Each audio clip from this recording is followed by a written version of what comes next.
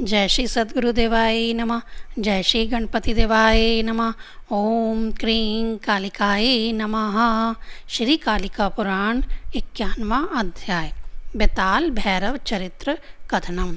और बोले, कालक्रम से धीरे धीरे वे पांचों बड़े हुए।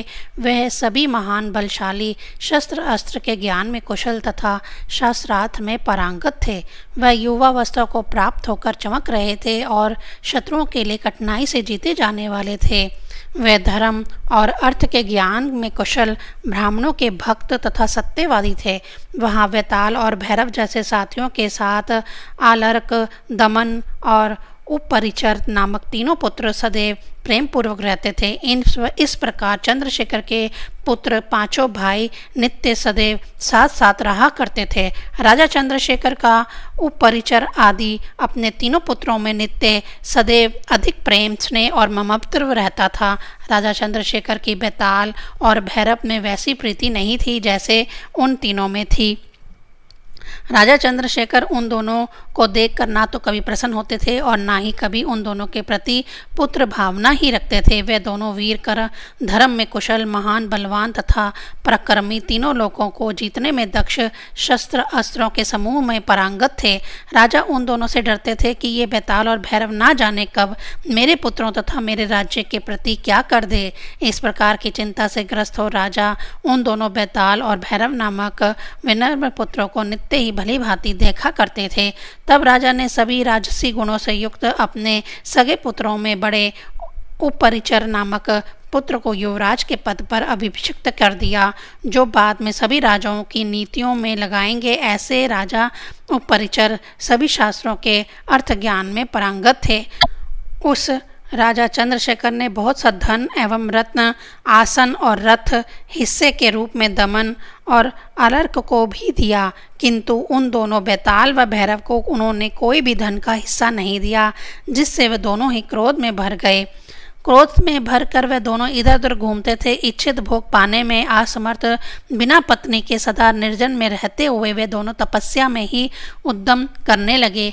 तब बेताल और भैरव नामक अपने दोनों देवपुत्रों की उस दिशा में जानकर देवी तारावती चिंतित हो उठी। वे सुंदर दांतों वाली राजा उपरिचर और अपने पति चंद्रशेखर के भय से कुछ भी नहीं बोली, किंतु गुप्त रूप से बेताल और भैरव को ही समझाती रही। इसी बीच चित्रंगा के संग भोग करने वाले कपोत मुनि ने सुरत उत्सव से संतुष्ट होकर अपनी सहचारिणी चित्रांगा को पुत्रों के सहित छोड़कर वन में जाने की इच्छा की। तब चित्रांगा ने उन्होंने यह वचन कहा। कपोत बोले, हे मन को हरने वाली चित्रांगे, मैं तपस्या करने के लिए तपोवन में जाऊंगा। मैं इस समय तुम्हारा कौन सा प्रिय कार्य करूं, यह बताओ। चित्रांगा बोली, हे सुंदर व्रत वाले तंबूर और सुवर्चा नामक आपके जो दोनों पुत्र हैं, यथोचित रूप से आप इन दोनों का प्रिय कीजिए। हे निष्पाप, हे द्विजों में श्रेष्ठ, मुझे भी बहन के घर में स्थापित कर दीजिए। तब यदि आपको अच्छा लगे तो आप तपोवन को जाइए।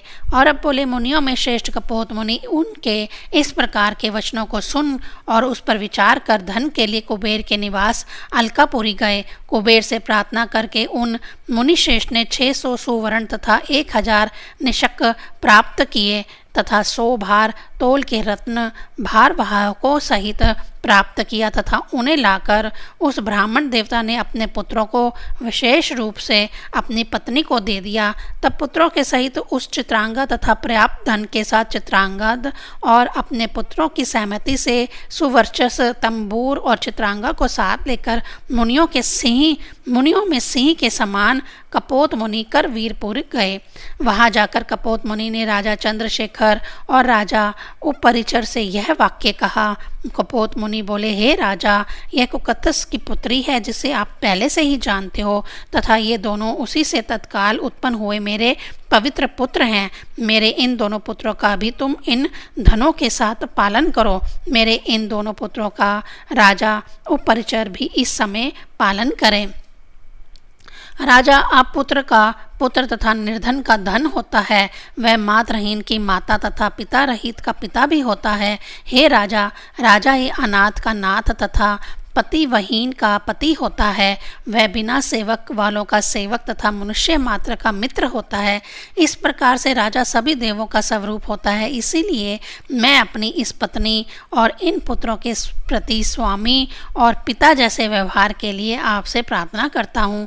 और अब बोले इस तब उन राजा चंद्रशेखर और राजा उपरिचर ने मुनियों में श्रेष्ठ उन उत्तम मुनि से कहा कि हम आपके कथना अनुसार ही करेंगे। तब मुनि के परामर्श के अनुसार राजा ने चित्रांगा को ग्रहण कर लिया तथा उनके दोनों पुत्रों को और धन को अपने बड़े पुत्र उपरिचर को दे दिया। तब उस राजा उपचरी ने अपना आधा राज्य सुवर्चस को दे दिया तथा तंबूर को अपने सचिव का अध्यक्ष बना दिया। अपने पुत्रों के प्रति किए गए व्यवहार को देखकर कपोत मुनि भी बड़े प्रसन्न हुए और राजा से परामर्श करके तपस्या करने तपोवन में चले गए। रास्ते में जाते हुए उन तपस्वी कपोत नामक मुनि ने सूर्य और चंद्रमा के समान सुंदर अकेले घूमते हुए वानर के समान मुख वाले बेताल और भैरव नामक उन दोनों शिव पुत्रों को देखा। तब उन्होंने पहले की कथा का स्मरण कर उन दोनों से पूछा। कपोत बोले, तुम दोनों देवताओं के अंश दिखाई दे रहे हो, फिर भी इस एकांत रास्ते में अकेले घूमने वाले कौन हो? हे नरश्रेष्ठों, मेरे द्वारा पूछे जाने पर तुम दोनों यह बताओ। और अब बोले, तब मुनियों में श्रेष्ठ कपोत नामक मुनि द्वारा इस प्रकार पूछे जाने पर उनको प्रणाम करके उन दोनों शिव पुत्रों ने कहा। बेताल और भैरव बोले, हे मुनियों में सिंह के समान श्रेष्ठ मुनि, हम दोनों को आप तारावती से उत्पन्न चंद्रशेखर का पुत्र जाने। हम दोनों आपके चरणों में प्रणाम कर रहे हैं। हे मुनि, हम दोनों राजा के द्वारा निरंतर अपना अपमान देकर क्रोधवश निर्जन में सदैव अकेले ही घूमते हैं। महाराज, निरंतर हम दोनों विनम्र पुत्रों की अवहेलना कर राजा हम दोनों का दाय भाग भी क्यों नहीं देना चाहते? हे द्विजों में श्रेष्ठ, यदि आप उपदेश प्रदान करने की कृपा करें तो हम दोनों अब तपस्या करने की इच्छा रखते हैं। और अब बोले, तब मुनियों में श्रेष्ठ भूत भविष्य व वर्तमान जानने वाले कपोत मुनि ने उन दोनों की बातों को सुनकर हंस कर यह कहा। कपोत मुनि बोले, तुम दोनों तारावती से उत्पन्न उस चंद्रशेखर के पुत्र नहीं हो, तुम दोनों तारावती से उत्पन्न शिव के पुत्र हो। तुम दोनों तत्काल उत्पन्न हो महान बलशाली वेताल तत्व से युक्त भृंगी और महाकाल नामक दो शिवगण हो, जो शापवश इस पृथ्वी पर आए हो। इसलिए राजा तुम दोनों को दाया भाग नहीं देना चाहते, इसलिए तुम दोनों अपने पिता शिव की शरण में जाओ, वही शिव तुम दोनों को सब कुछ करेंगे।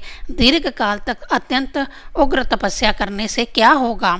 और अब बोले, हे राजन, ऐसा कहकर मुनियों में सिंह के समान श्रेष्ठ परमात्मा तत्व को धारण करने वाले भूत भविष्य और वर्तमान को जानने वाले मुनि ने शिव के उन दोनों पुत्रों से यह सब कुछ कह दिया। जिस प्रकार भृंगी और महाकाल शाप पाकर पृथ्वी पर आए, जिस प्रकार शिव पार्वती भी पृथ्वी पर आए, तारावती को जिस प्रकार कपोत मुनि ने शाप दिया, वे दोनों तारावती के गर्भ से जिस प्रकार उत्पन्न हुए, जैसे नारद जी ने राजा का संदेह दूर किया, वह सब कह सुनाया। तब वे निंदा रहित दोनों महात्मा वेताल और भैरव उसे सुनकर परम प्रसन्नता से युक्त हुए। तब प्रसन्नता से भरे हुए अमृत से संचित की भांति उन दोनों ने पुनः कपोत मुनि से पूछा। वेताल और भैरव बोले, हे मुनियों में श्रेष्ठ, यह आपने सत्य ही कहा कि महादेव हम दोनों के पिता हैं, अतः सफलता के लिए हम दोनों के द्वारा उनकी पूजा की जानी चाहिए। हे महान बुद्धिमान मुनि, वे शिव हम दोनों द्वारा जिस प्रकार जहाँ भी पूजे जाएं और शीघ्र ही प्रसन्न हो, वह सब आप हमें बतलाइए। हे मुनि सत्तम, आपके द्वारा जो सब वृत्तांत बताया गया और हमारे हृदय का कष्ट दूर किया गया, उससे हम दोनों धन्य व अनुग्रहित हुए हैं। हे कृपा करने वाले मुनीश्वर, आप पुनः हम पर दया करें और जिस प्रकार शिव शीघ्र ही हमें प्राप्त हो सके, वह ही हम दोनों को बतलाइए। कपोत बोले, जहाँ आराधना किए जाने पर शिव शीघ्र ही तुम दोनों के सामने आ जाएंगे, वह आज मैं बता रहा हूँ, उसे तुम दोनों सुनो। जहाँ पर शिव नित्य निवास करते हैं और शीघ्र ही संतुष्ट हो जाते हैं, मैं उस गुप्त किंतु प्रसिद्ध स्थान के विषय में तुम दोनों से कहूँगा।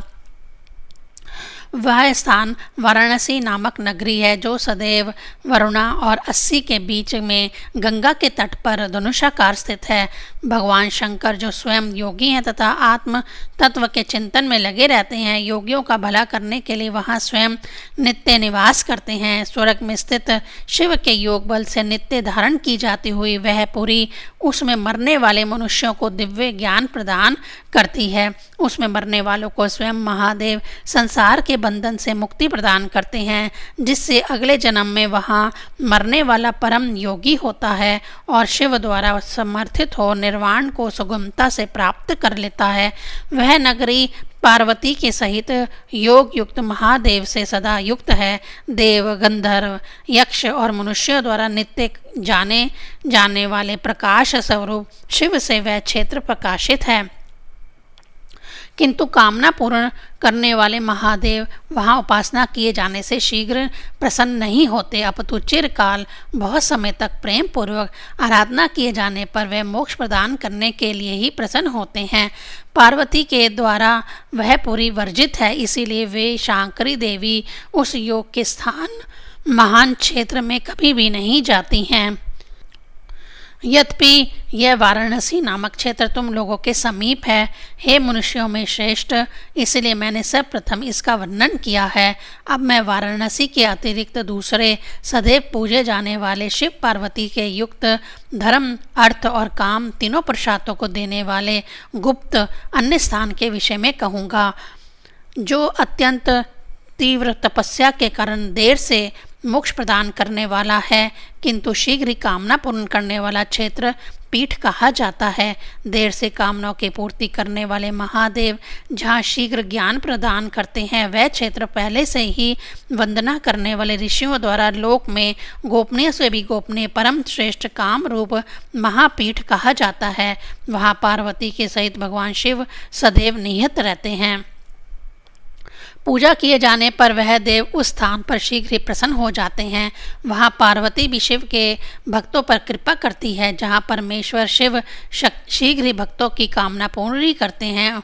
मैं उस काम रूप नामक पीठ के विषय में तुम दोनों से अब कहूँगा, तुम दोनों ध्यान से सुनो। करतोया नदी के पूर्व में दिक्कर वासनी नदी में तक फैला हुआ 30 योजन चौड़ा और 100 योजन लंबा त्रिकोण के आकार में काले रंग के बहुत से पर्वतों और सैकड़ों नदियों से युक्त क्षेत्र कामरूप कहा गया है। पहले शिव के नेत्र से निकली हुई अग्नि से जले हुए कामदेव ने शिव की कृपा से वहां अपना रूप को प्राप्त किया था, उसी से वह क्षेत्र कामरूप हो गया। वहां उस पीठ के मध्य भाग से वायुकोण, नैवेत्रिकोण, ईशान कोण, अग्निकोण तथा उनके मध्यवर्ती और पार्श्व के 6 स्थानों में अपना सुंदर आश्रम बना करके भगवान शंकर पार्वती के साथ प्रमोद पूर्वक नित्य निवास करते हैं। उसके मध्य में वहाँ उस नील नामक श्रेष्ठ पर्वत पर देवी का एक मंदिर है, जहाँ पार्वती निवास करती हैं। भगवान शंकर वहीं उन्हीं के अधीन रहते हैं। वहाँ ईशान कोण में नाटक नामक पर्वत पर भगवान शंकर का महान आश्रम है, जहाँ भगवान शिव और उनके अधीन पार्वती नित्य निवास करती है। वहाँ पर शिव पार्वती के अन्य भी स्थायी आश्रम हैं, किंतु इसके समान भगवान शंकर का अन्य कोई निवास नहीं है। हे मनुष्यों में श्रेष्ठ, वहाँ तुम दोनों द्वारा महादेव की आराधना करनी चाहिए। उस स्थान को मन में धारण कर भगवान शिव को प्रसन्न करो। बेताल और भैरव बोले, हे मुनि, हम दोनों काम रूप के नाटक पर्वत पर जाएंगे, जो रहस्यपूर्ण है और जहाँ शिव पार्वती एक साथ नित्य स्थित रहते हैं। हे द्विजों में श्रेष्ठ, हम दोनों द्वारा भूतों के स्वामी शिव की आराधना इस स्थान पर अवश्य की जानी चाहिए। अतः जिस प्रकार हम दोनों उनकी आराधना करेंगे वह विधि बतलाइए। यदि हम दोनों पर आपकी कृपा हो तो हे महा अनुभाव, जिस मंत्र से महादेव शीघ्र ही प्रसन्न हो जाते हैं उसे कहिए। कपोत ऋषि बोले, हे मनुष्यों में श्रेष्ठ, तुम दोनों नाटक नाम के श्रेष्ठ पर्वत पर जाओ। वहाँ महादेव जी पार्वती जी के साथ नित्य भ्रमण करते रहते हैं। वहीं संध्याचल नामक पर्वत पर ब्रह्मा जी के पुत्र विशिष्ट मुनि भगवान शंकर की आराधना कर रहे हैं। तुम दोनों उन्हीं का अनुगमन करो। हे बेताल और भैरव, मंत्र तंत्र के सहित भगवान शंकर की आराधना कर्म संबंधी तुम दोनों द्वारा पूछी गई विधियां वे ही तुम दोनों को बतलाएंगे। मैं इस समय तपस्या हेतु जाना चाहता हूँ, इसलिए मेरा इस समय यह समय व्यतीत करना उचित नहीं होगा, इसलिए हे वीरों में श्रेष्ठ तुम दोनों इस समय मुझे छोड़ दो। और अब बोले ऐसा कहकर मुनियों में श्रेष्ठ मुनि कपोत मुनि वन में चले गए। तब वे दोनों उन मुनि को प्रणाम करके अपने घर चले गए। तब तपस्या के लिए दीक्षित होने के निश्चय करके माता पिता और अपने अन्य भाइयों और बंधुओं से आज्ञा लेकर उन दोनों महान बुद्धिमान पुरुषों ने काम रूप के लिए प्रस्थान किया। उन दोनों को जाता हुआ जानकर पार्वती के सहित भगवान शंकर ने इंद्र के सहित सभी देवताओं को संतावना देते हुए यह कहा। भगवान शंकर बोले, हे श्रेष्ठ देवताओं, मेरे दोनों पुत्र इस समय तपस्या के लिए जा रहे हैं। हे देवताओं के स्वामी गण, मेरी आराधना में चित्त लगाए हुए उन दोनों पर आप सब दया करो। इन दोनों बेताल और भैरव नामक पुत्रों की तपस्या द्वारा संस्कारित करके मैं इन्हें गणों के स्वामी के पद पर नियुक्त करूंगा। हे देवगण, आप सब इन्हें ऐसा संस्कारित कीजिए जिससे वे दोनों इसी शरीर से गणों के स्वामी पद को प्राप्त करें। तपस्या के कारण उन दोनों का शरीर मनुष्य भाव को छोड़ दे और उनमें जैसे देव भाव प्राप्त हो, मैं वैसा ही करूंगा। और अब मुनि बोले ऐसा कहकर पार्वती के सहित वामदेव शिव भी प्रेमवश आकाश मार्ग से एकांत को जाते हुए उन दोनों पुत्रों के पीछे गए। इंद्र आदि सभी देवता तथा दूसरे दिक्पालों ने भी उस समय अपने पुत्रों के पीछे जाते हुए भगवान शंकर का अनुगमन किया। इसके बाद भगवान शिव के द्वारा पाले गए वे दोनों तपस्वी भाव को ग्रहण किए हुए कृष्ण मृग चरम धारण किए हुए गंगा के समान श्रेष्ठ दृष्टि नाम की नदी के तट पर पहुँचे। तब वे दोनों देवताओं के सहित कामरूप नामक आश्रम में पहुँचे। वे कामरूप की करतोई नदी के तट पर पहुँच गए। हे राजाओं में श्रेष्ठ, वहाँ वे दोनों जल का स्पर्श करके नंदी कुंड को गए और वहाँ भी स्नान और आचमन करके जटा से उत्पन्न नदी पर पहुँचे। वहाँ भी उन दोनों ने आचमन किया और तपस्या में लगे हुए नंदी और जलपश नामक देवताओं को प्रणाम किया और नाटकाचल नामक पर्वत पर पहुँच गए। कपोत ऋषि के वचनों का सिमरण करते हुए भगवान शिव की आराधना के उपदेश के लिए उन दोनों ने नाटकाचल पर्वत पर पहुंचकर भगवान शिव को प्रणाम किया। उसके बाद दक्षिण दिशा में जहाँ संध्याचल स्थित है वहाँ वे दोनों गए जहाँ वशिष्ठ जी ने कांता नाम की नदी को प्रकट किया था। उसके किनारे कोमल लता एवं वृक्षों की छाया से सुशोभित एक महान पर्वत था।